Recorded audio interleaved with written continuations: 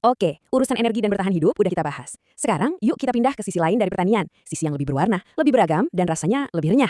Selamat datang di dunia hortikultura. Namanya aja udah ngejelasin semuanya. Hortus itu artinya kebun, kultura ya artinya budidaya. Jadi gampangnya, hortikultura itu ya seni berkebun. Ini langsung kasih kita gambaran kan, kalau skalanya itu lebih personal, lebih butuh perhatian detail. Beda banget sama hamparan sawah yang luas. Nah, ini dia nih pembeda paling krusialnya. Kalau gabah atau biji kedelai bisa kita simpan berbulan-bulan, produk hortikultura ini, wah mereka nggak suka nunggu lama. Kesegaran itu segalanya. Inilah yang bikin mereka istimewa, sekaligus jadi tantangan. Sama kayak tanaman pangan, dunia hortikultura ini juga luas banget. Jadi, yuk kita tur keliling kebun buat kenalan sama 4 kategori utamanya. Anggap aja kita lagi jalan-jalan di sebuah kebun yang isinya macam-macam banget. Pertama, jelas dong buah-buahan. Kategori ini seru karena siklus hidup tanamannya beda-beda banget. Ada yang kayak investasi jangka panjang, contohnya pohon mangga, yang bisa berbuah puluhan tahun. Tapi ada juga yang sprint, kayak semangka, panen sekali, udah deh selesai masa hidupnya. Berikutnya, yang bikin makanan kita jadi segar dan berwarna. Sayuran. Ciri khas utamanya, kandungan airnya tinggi banget, makanya dia renyah. Mereka ini sumber utama vitamin dan mineral, dan enaknya dinikmati pas masih segar atau dimasak sebentar aja. Sekarang kita masuk ke kategori yang beda sendiri.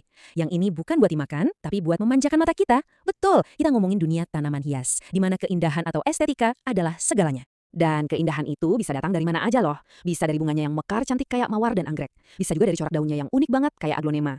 Bahkan dari bentuk batangnya yang udah kayak karya seni hidup, contohnya bonsai atau kaktus. Dan yang terakhir, ini dia, apotek hidup di pekarangan kita, tanaman obat. Ini adalah gabungan antara alam dan tradisi yang kita tanam buat menjaga kesehatan. Mulai dari jahe yang menghangatkan badan, kunyit buat bikin jamu, sampai daun sirsak. Ini semua adalah warisan berharga.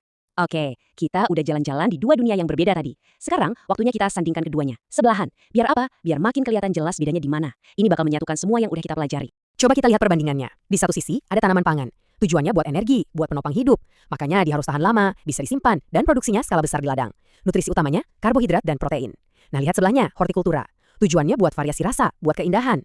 Ciri utamanya yaitu tadi, gampang rusak, harus segar. Nutrisinya lebih ke vitamin dan mineral. Budidayanya pun biasanya di kebun yang skalanya lebih kecil. Beda banget kan filosofinya? Jadi ya kalau mau disimpulkan dalam satu kalimat yang gampang diingat, gini aja. Tanaman pangan itu untuk bertahan hidup, hortikultura itu untuk menikmati hidup. Yang satu itu fondasi, yang satu lagi itu hiasannya. Dan dua-duanya sama-sama nggak tergantikan.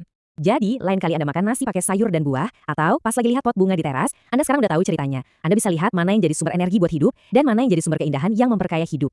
Nah pertanyaannya, tanaman mana nih yang sekarang jadi punya cerita baru di mata Anda?